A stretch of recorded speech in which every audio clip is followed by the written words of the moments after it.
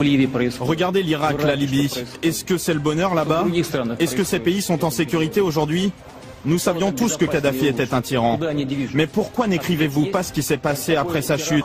Ce que vous n'aimez pas pour vous-même, ici en France, vous devez comprendre que vous ne pouvez pas l'exporter ailleurs.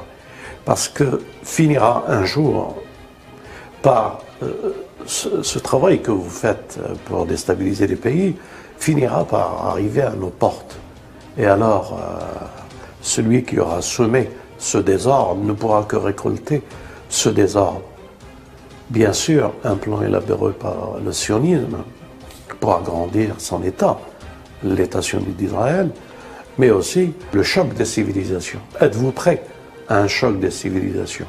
Moi, je vous dis, sincèrement, déjà en Europe, aux portes de l'Europe, ce sont un déséquilibre fait aussi par cet Occident arrogant et ce sionisme et ces États-Unis et l'OTAN.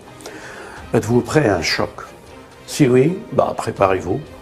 Le temps est venu peut-être pour que les pendules soient mises à l'heure d'une guerre et d'une confrontation générale. Moi, je ne l'espère pas, ni pour la France, ni pour aucun autre pays. Je prie Dieu pour la paix et l'entente entre les peuples. Pourquoi cherche-t-on à déstabiliser la Russie? Pourquoi que la Chine est en remorque, disons, et en préparatif aussi pour être déstabilisée? Eh bien parce que nous sommes arrivés ici à un point où rien ne se justifie par des guerres au nom d'une idéologie et surtout avec un sentiment et une arrière-pensée économique. Le pays va vers un désordre économique. Je parle de l'Europe.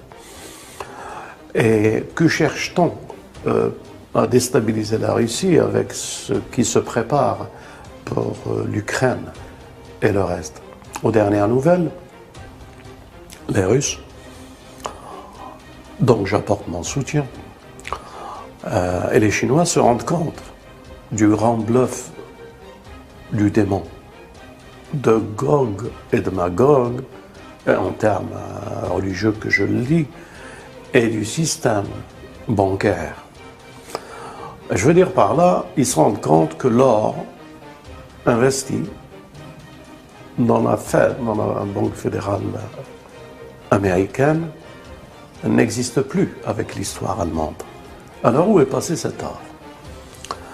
Que cherche-t-on à nous imposer ou à nous détourner pour ne pas poser les vraies questions? Où est l'or russe, allemand, chinois et le reste du monde qui ont investi cet or aux États-Unis? Je crois que tout se tourne et tout se présage autour de cette question. Et que les guerres ou les conflits au Moyen-Orient n'ont qu'un avant-goût de ce qui se prépare. Les uns disent Armageddon, les autres disent Al-Malhama, ou les autres disent l'Apocalypse. Sommes-nous prêts à une guerre mondiale?